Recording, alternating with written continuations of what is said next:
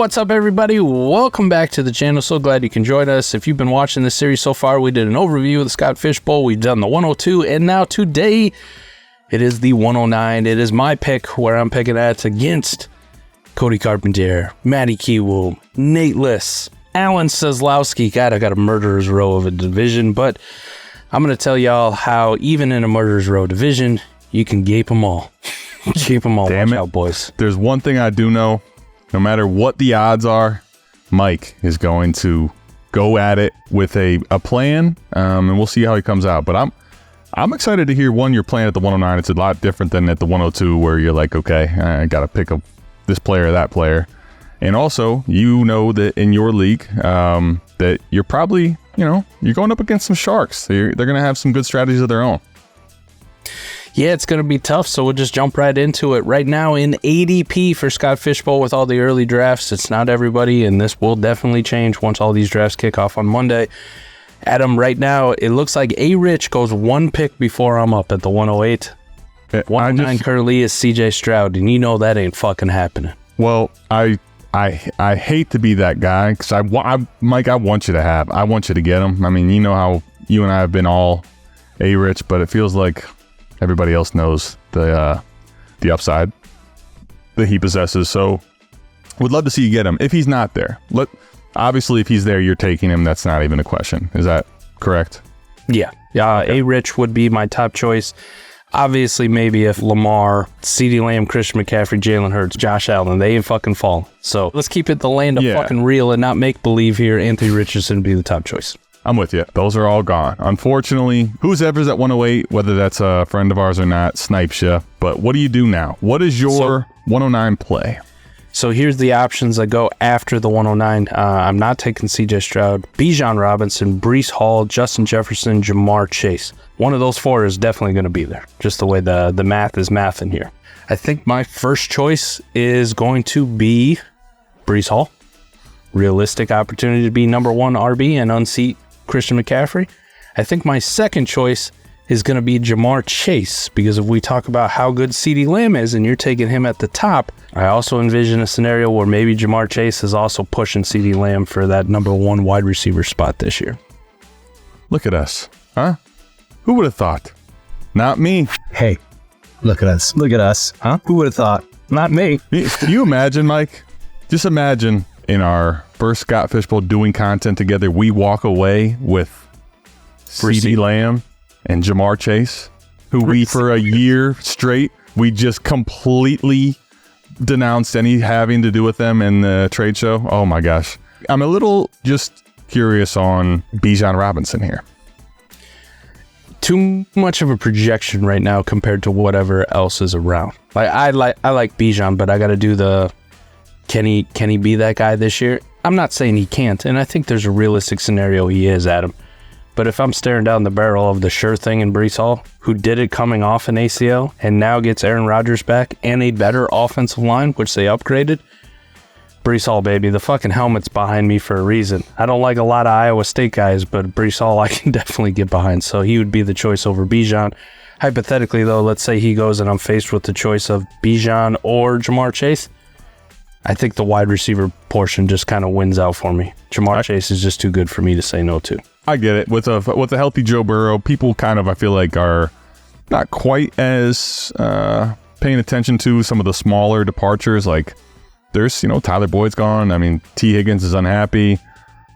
If Jamar Chase, we've seen the efficiency and the chemistry that he has with Joe Burrow. So he doesn't even have to get to this ridiculous moonshot of targets. But if that even just takes a uptick to a top 10 or top 5 targets in the NFL, I mean, this guy is, you saw what he did to win he won championships, and so did Joe Burrow. That stacked for people in fantasy before. You wouldn't be surprised to see him do it again. I can get behind it. I think Bijan, though, what's interesting to me is going to be, like, it feels like what they basically almost said, like, Arthur Smith wouldn't have gotten fired if he just wasn't such an asshole and would have used these guys that we invested insanely high draft capital on a running back, a tight end, obviously Drake London receiver, but like 3 years in a row, and you're kind of time sharing them. So it feels like it would behoove you to just let number 7 get the rock. But I'm with you, though. There's still a little projecting.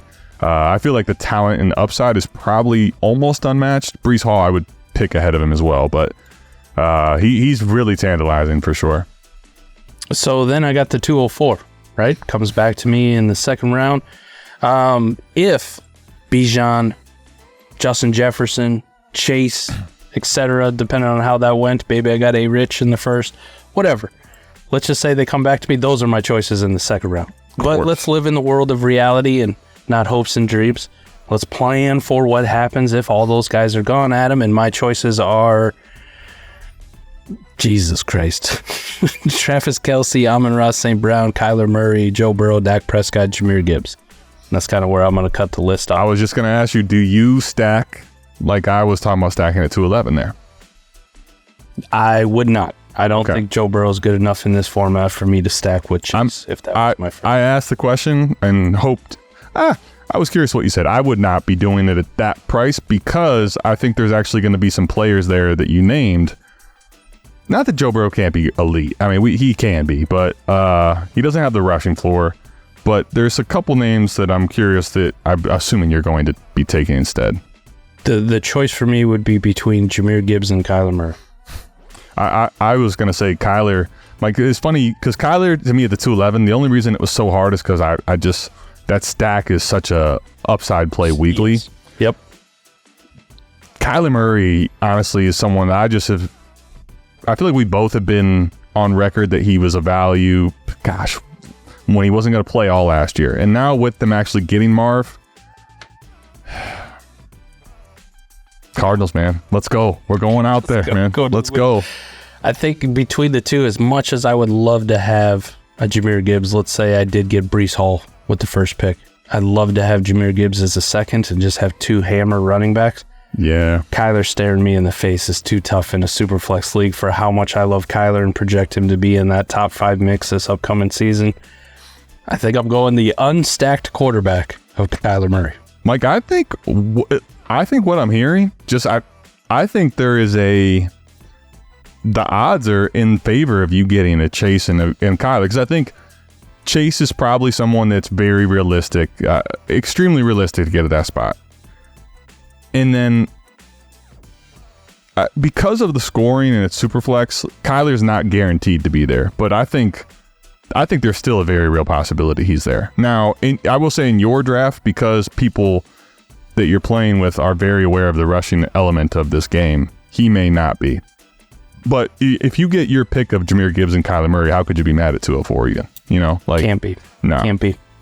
Let's go to the third round. It is third round reversal, so I have an early pick. It will be pick 28. 28, Adam. I will say the third round reversal part of this really makes you regret picking at the top of the draft. I literally, Mike, I just took the spot available. I was like, I couldn't believe I was actually getting in. I thought I had to be invited, and then I realized I was. I wish I would have done a little more digging, because the long wait it's great getting CD, but just think about it from the perspective of I think CD's going to be great this year. I think his ceiling's almost unmatched.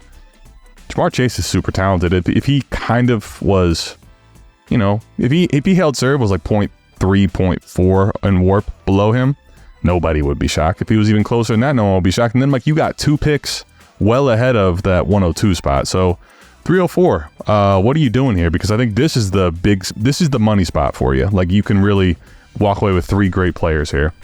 So here's the realistic options potentially available at this spot, just based on ADP so far.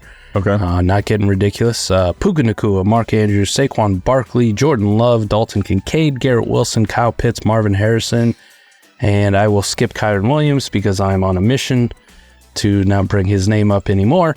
And Jaden Daniels will be the last one I throw in there. All those names.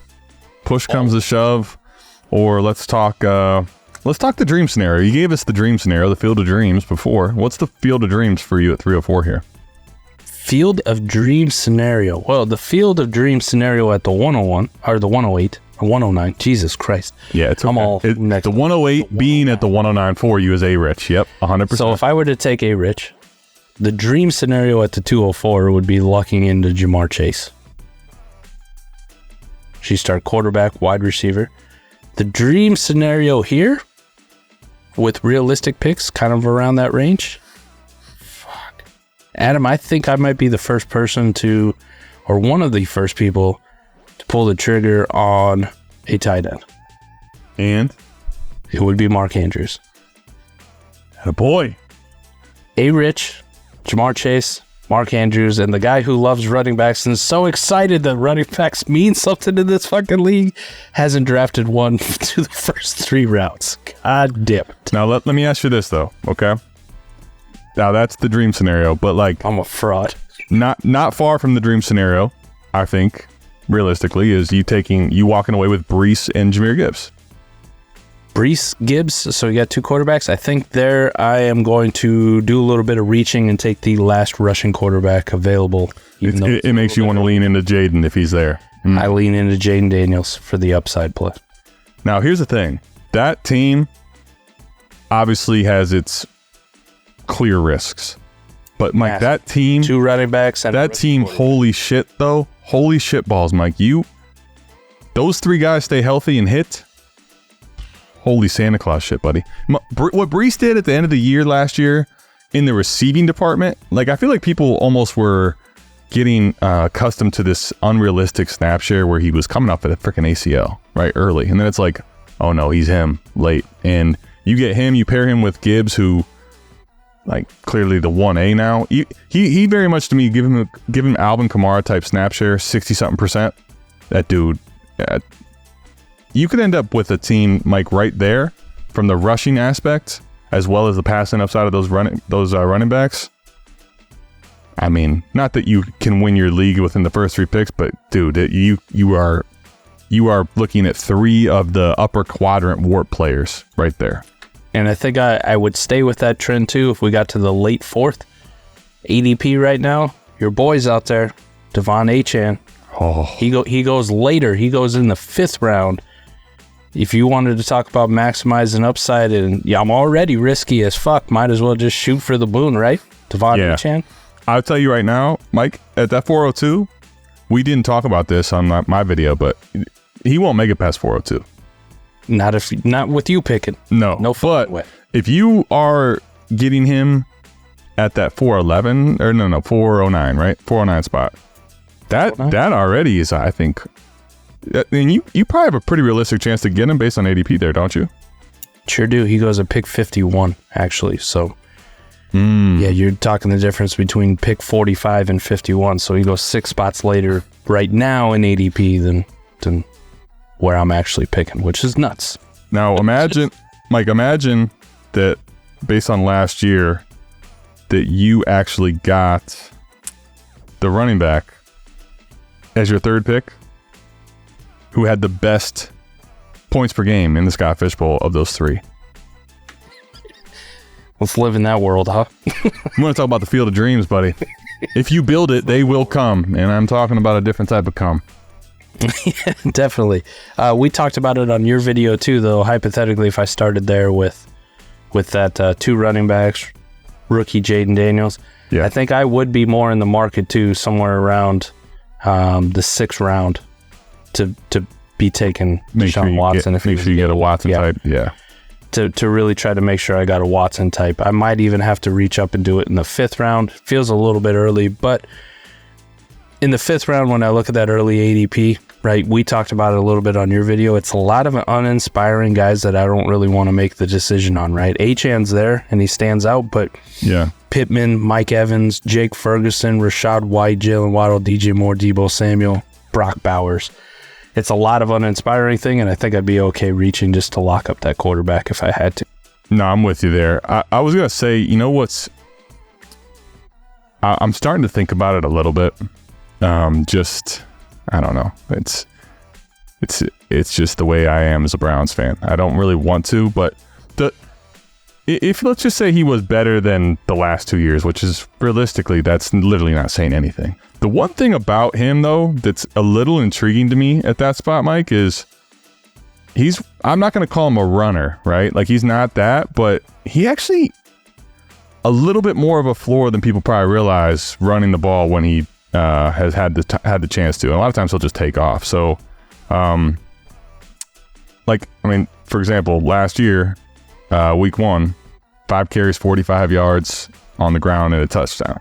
And he's had 8 carries, 6 carries. And now part of the problem with that is he keeps getting hurt. But I think it's probably a realistic scenario that you should take a shot on him at that point, because you have so much high upside plays that have risk.